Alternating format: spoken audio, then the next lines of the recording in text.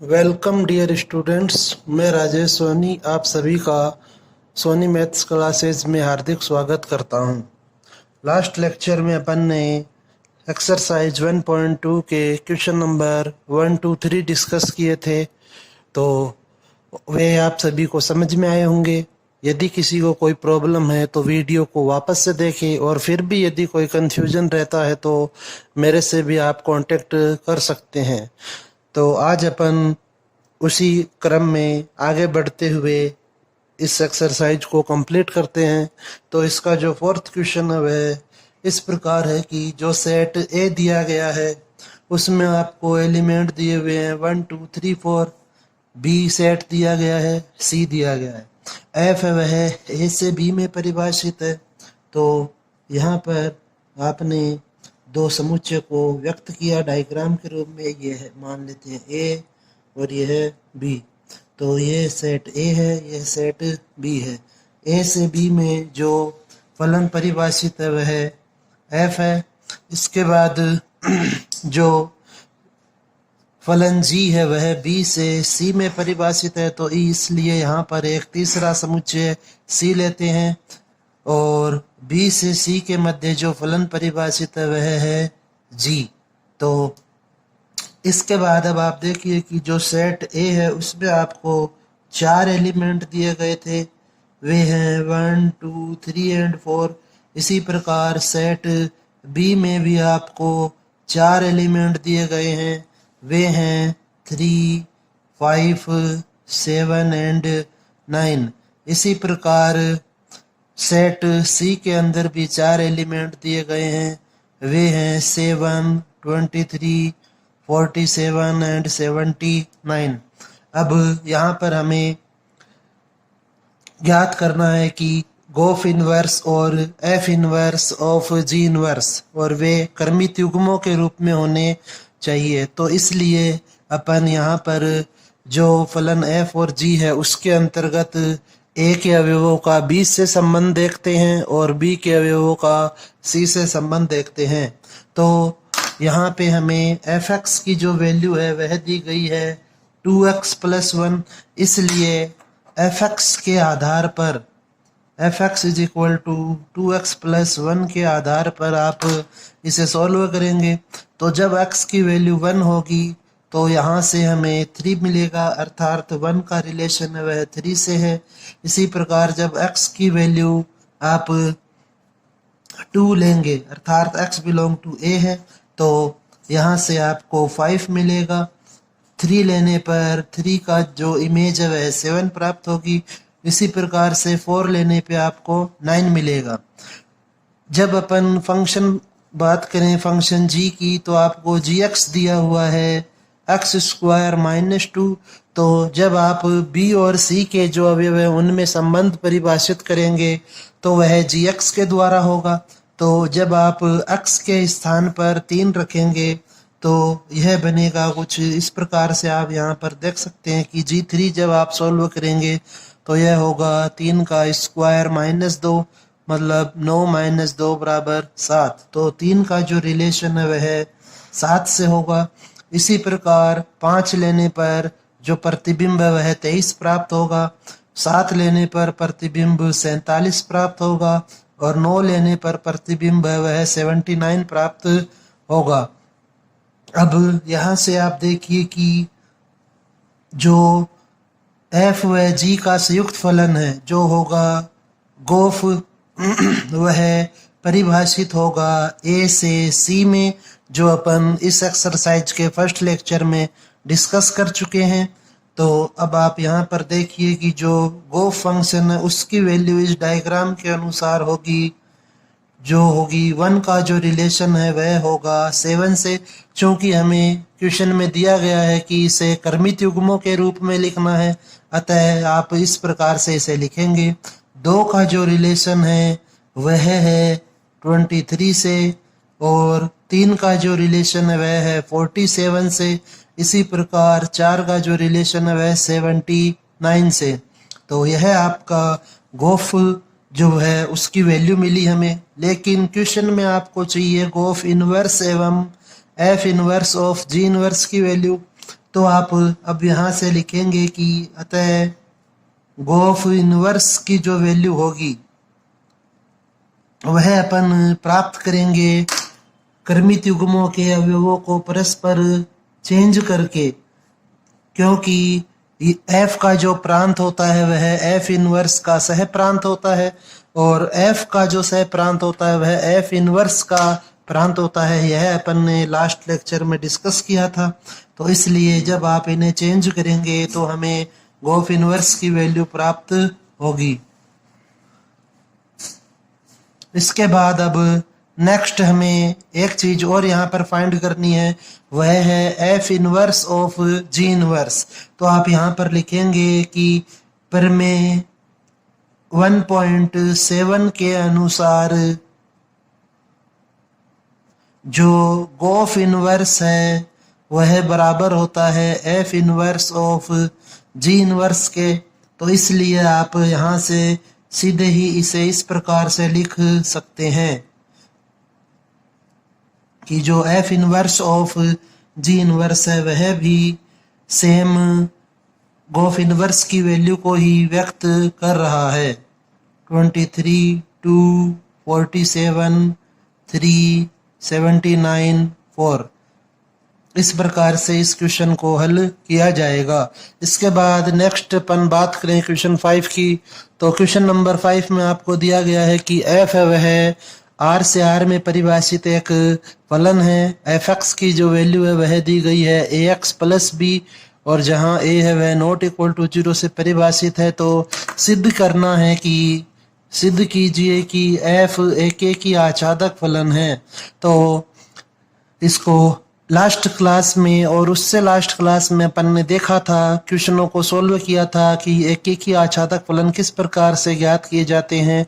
तो एक बार फिर से अपन देख लेते हैं इसे कि यह किस प्रकार से हल होता है ताकि आपके समझ में आए। तो सबसे पहले अपन जांच करते हैं कि दिया गया फलन है वह एक ही है अथवा नहीं।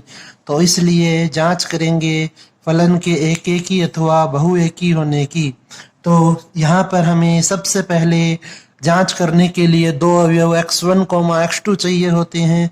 तो आप लिखेंगे माना x1, x2 belong to R है। अब आप यहाँ पर इसके बाद नेक्स्ट जो लाइन लिखेंगे वह होगी कि परिभाषा के अनुसार, जो एक ही फलन की परिभाषा है वह यह कहती है कि यदि f(x1) is equal to f(x2) लिया जाए और इसे सरल करने पर यदि आपको x1 बराबर x2 मिल रहा है तो वह फलन एक ही होगा। तो इसलिए अपन इसे सरल कर रहे हैं। तो आप यहाँ पर लिखेंगे कि f(x1) is equal to f(x2).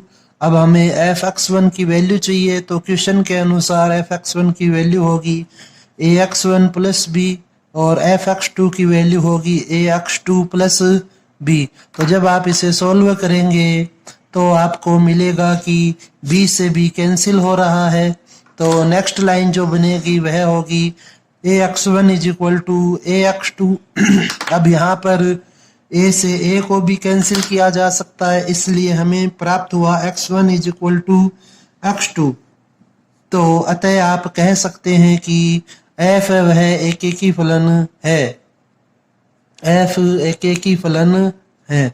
इसके बाद नेक्स्ट हमें सिद्ध करना है कि यह आच्छादक फलन है, अर्थात सह प्रांत के सभी अवयवों का पूर्व प्रतिबिंब प्रांत में उपस्थित होगा। तो आप नेक्स्ट हेडिंग लेंगे वह होगी आच्छादक अथवा अंतरक्षेपी फलन की जांच कर रहे हैं यहाँ पर अपन। तो जैसा अपन पहले डिस्कस कर चुके हैं, इसमें आपको सबसे पहले लिखना होता है माना f(x) is equal to y, क्योंकि जो y सह प्रांत है उसके जो अवयव है उन्हें अपन y के द्वारा व्यक्त करते हैं। तो अब यहाँ पर आप देखें कि जो f(x) is equal to y है, यहाँ से अपन लिख सकते हैं कि x is equal to f inverse y। तो क्वेश्चन के अनुसार जो f(x) है उसकी वैल्यू दी गई है ax प्लस b। तो ax plus B is equal to Y होगा यहाँ से। और जब अपन आच्छादक अथवा अंतरक्षेपी फलन की जांच करते हैं तो हमें y की वैल्यू है वह चाहिए होती है, तो इसलिए अपन x की जो वैल्यू है वह लिखते हैं y के पदों में। तो आप यहाँ से लिखेंगे कि ax is equal to Y minus B, और x का जो मान हम मिलेगा यहाँ से वह होगा y माइनस बी बटा a। तो यदि आप y के स्थान पर कोई भी अवयव रखते हैं तो आपको उसका पूर्व प्रतिबिंब प्रांत में मिलेगा। तो आप इसे इस प्रकार से लिखेंगे कि चूंकि यहाँ y है वह रेखिक चर है, अतः y के स्थान पर कोई भी वास्तविक संख्या लेने पर उसका पूर्व प्रतिबिंब हमें प्रांत में मिलेगा। इसलिए यह आच्छादक फलन है। तो नेक्स्ट अब हमें इस क्वेश्चन में एफ इनवर्स का जो सूत्र है वह भी ज्ञात करना है। तो आप इसे देखें कि यहाँ पर अपन इसे मान लेंगे जो ये x की वैल्यू है उसे इक्वेशन नंबर फर्स्ट, और साथ ही साथ आप लिखेंगे कि चूंकि एफ एक्स है वह बराबर था y के, तो यहाँ से आपने x की जो वैल्यू प्राप्त की वह थी x is equal to F inverse y, जो अपन पहले लिख भी चुके हैं। तो इसलिए समीकरण 1 से F inverse y is equal to Y minus B upon A, और लास्ट में जब अपन y के स्थान पर x रखेंगे तो हमें जो प्रतिलोम फलन है वह प्राप्त होगा। तो इसलिए एफ इनवर्स x की जो वैल्यू है वह होगी x माइनस बी अपॉन ए। यह इस क्वेश्चन के लिए जो एफ इनवर्स है उसका सूत्र होगा। इसके बाद नेक्स्ट अपन अब डिस्कस करते हैं क्वेश्चन नंबर 6 को। तो क्वेश्चन नंबर 6 में दिया गया है कि एफ है वह आर से आर में परिभाषित है, अर्थात जो फलन एफ है उसका प्रांत भी आर है और सह प्रांत भी आर है। तो F X is equal to दिया हुआ है आपको कोस एक्स प्लस 2, तो क्या एफ इनवर्स विद्यमान होगा? तो यहाँ पर अपन सबसे पहले लिख देते हैं कि चूंकि फलन का प्रांत है वह वास्तविक संख्याओं को व्यक्त कर रहा है, और जब आप एक ही फलन की जांच करते हैं तो अपन को दो संख्याएं लेनी होती है जो कि प्रांत से होती है। तो आप लिखें कि माना प्रांत से ली गई दो संख्याएं पाई बाई 2 माइनस 2 एवं 3 पाई बाई 2 माइनस 2 है। तो जब आप इसे सरल करेंगे, अर्थात आपने लिखा कि x1 की जो वैल्यू है वह है पाई बाई 2 माइनस 2 तथा x2 की जो वैल्यू है वह आपने ली 3 पाई बाई 2 माइनस 2। तो जब आप इसे सरल करेंगे चित्र के द्वारा तो यह कुछ इस प्रकार से होगा कि एफ एक फंक्शन डिफाइन है, वह है आर से, आर के मध्य मतलब प्रांत भी आर है और सह प्रांत भी आर है। तो आर में सभी वास्तविक संख्याएं उपस्थित होती हैं, तो उनमें से अपन ने कुछ दो संख्याएं ली, वे हैं पाई बाई 2 माइनस 2 और 3 पाई बाई 2 माइनस 2। जब आप यह वैल्यूज एफ एक्स में रखेंगे तो एक्स बराबर पाई बाई 2 माइनस 2 रखने पर आपको मिलेगा कि जो एफ पाई बाई 2 माइनस 2 है वह बराबर है कोस पाई बाई 2 के, अर्थात 0 के। तो जब आप π/2 -2 लेंगे तो इसका जो प्रतिबिंब है 0 मिल रहा है। इसी के साथ यदि अक्स की जगह पे π/2 -2 लिया जाए,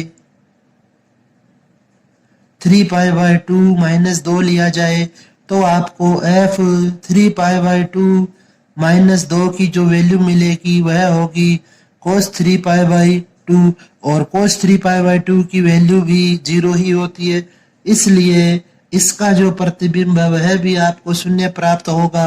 यहाँ पर और भी बहुत सी संख्याएं उपस्थित है, परंतु जो परिभाषाएं हैं उनके अनुसार यहाँ पर जो फलन f है वह मेनी टू 1 को रिप्रेजेंट कर रहा है, और फलन एक ही फलन न होकर बहुएकी फलन है। तो अतः f है वह बहुएकी फलन है।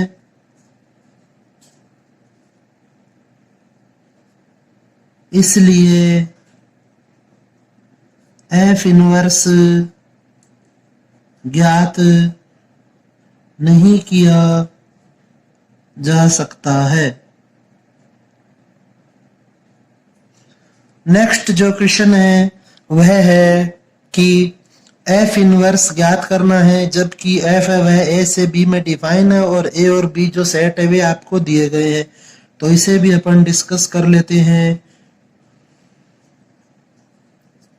ये सेट A है, यह सेट B है। A में जो एलिमेंट है वे हैं 0, -1, -3, 2। B के जो एलिमेंट है वे हैं -9, -3, 0 और 6। और जो f फंक्शन है वह A से B में डिफाइन है। साथ ही साथ fx की जो वैल्यू दी गई है वह है 3x। तो जब आप x की जगह 0 पुट करेंगे तो इसका प्रतिबिंब भी आपको 0 ही मिलेगा। x की वैल्यू -1 लेने पे प्रतिबिंब मिलेगा -3, और यदि आप x की वैल्यू पुट करें -3 तो आपको प्रतिबिंब मिलेगा वह होगा -9। इसी प्रकार जब आप 2 पुट करेंगे तो प्रतिबिंब मिलेगा 6। अर्थात आप यहाँ पर लिखेंगे कि जो फलन f है उसके अंतर्गत 0 का संबंध 0 से है, -1 का संबंध -3 से है, और -3 का संबंध -9 से एवं 2 का संबंध 6 से है। इसलिए f इनवर्स जो होगा वह इन संख्याओं को परस्पर बदल देने से मिलेगा। जो जितने भी क्रमित युग्म हैं उनके पहले और दूसरे अवयवों को बदल दिया जाता है तो हमें प्रतिलोम फलन की वैल्यू प्राप्त होती है।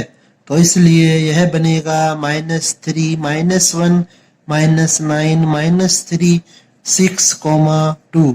इसी प्रकार इसका जो नेक्स्ट पार्ट है वह देखिए। तो इसका सेकंड पार्ट दिया गया है हमें, वह है कि f है वह a से b में डिफाइन किया गया है।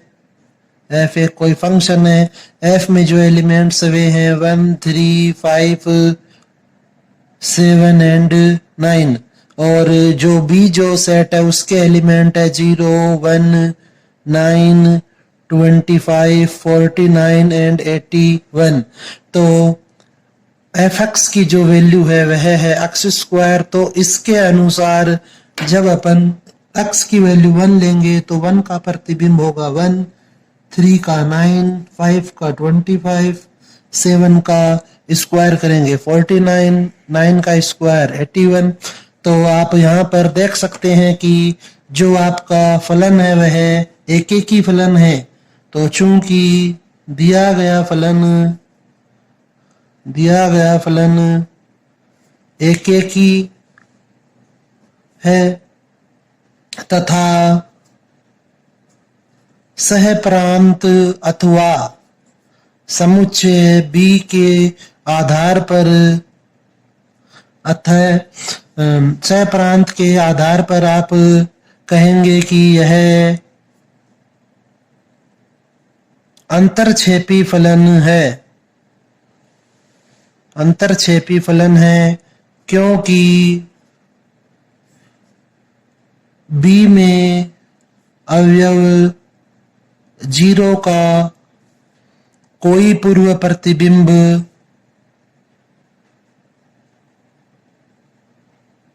उपस्थित नहीं है। अतः इस प्रश्न के लिए एफ इनवर्स ज्ञात नहीं कर सकते हैं क्योंकि यह आच्छादक फलन नहीं है और किसी भी फलन का प्रतिलोम ज्ञात करने के लिए उसका एक ही और आच्छादक होना आवश्यक होता है। लास्ट जो क्वेश्चन है वह आपको दिया गया है कि ए जो सेट है वह आर को डिफाइन करता है, बी जो सेट है वह भी आर को डिफाइन करता है और एफ है वह ए से बी में परिभाषित है और एफ एक्स की जो वैल्यू है वह आपको मिलेगी एक्स क्यूब से। तो चूंकि आपको प्रश्न में दिया हुआ है एफ ए से बी में परिभाषित है, इसे आप लिख सकते हैं कि एफ आर से आर में परिभाषित है क्योंकि इसका जो प्रांत है वह भी वास्तविक संख्याओं का समुच्चय है और जो सह प्रांत है वह भी वास्तविक संख्याओं का समुच्चय है। तो आपको यहाँ पर एफ इनवर्स ज्ञात करना है तो आप लिखेंगे कि माना F X is equal to Y और एफ एक्स की जो वैल्यू है वह क्वेश्चन के अनुसार दी गई है एक्स क्यूब, तो X cube is equal to Y और एक्स की वैल्यू जो मिलेगी वह है वाई की पावर 1/3। यहाँ से जब आप इसे और सॉल्व करेंगे तो आपको एक्स की वैल्यू मिलेगी एफ इनवर्स वाई। तो आप लिखेंगे यहाँ पर कि अतः एफ इनवर्स वाई की जो वैल्यू है वह है वाई की होल पावर 1/3 और जब भी अपन प्रतिलोम फलन ज्ञात करते हैं तो आप उसे हमेशा x के रूप में लिखें। तो लिखें आप कि y के स्थान पर x रखने पर तो यह बनेगा F inverse x is equal to X की पावर 1/3। तो यह इस फलन का प्रतिलोम फलन होगा। साथ ही साथ यहाँ पर चूंकि अपन ने देखा कि यह यहाँ पर जो घात है वह विषम थी इसलिए अपन एफ इनवर्स ज्ञात कर सकते हैं। तो यह जो फलन है वह एक ही आच्छादक भी होगा और आपको यह सिद्ध भी करना है। तो जो एक ही और आच्छादक का जो पार्ट है उसे आप स्वयं हल करेंगे, इसे आप स्वयं हल करें और इसी क्वेश्चन में उसे लिखें। ओके, तो आज के लेक्चर में बस अपन इतना ही देखेंगे।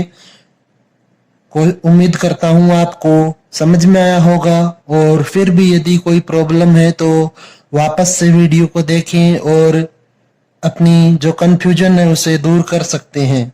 और इसके साथ ही फिर भी यदि कोई प्रॉब्लम रहती है तो आप कक्षा 11 की जो सेकंड एक्सरसाइज थी उसे पढ़ें, उसके एग्जाम्पल से वे देखें, उससे और भी है क्लियर होगी। ओके, धन्यवाद।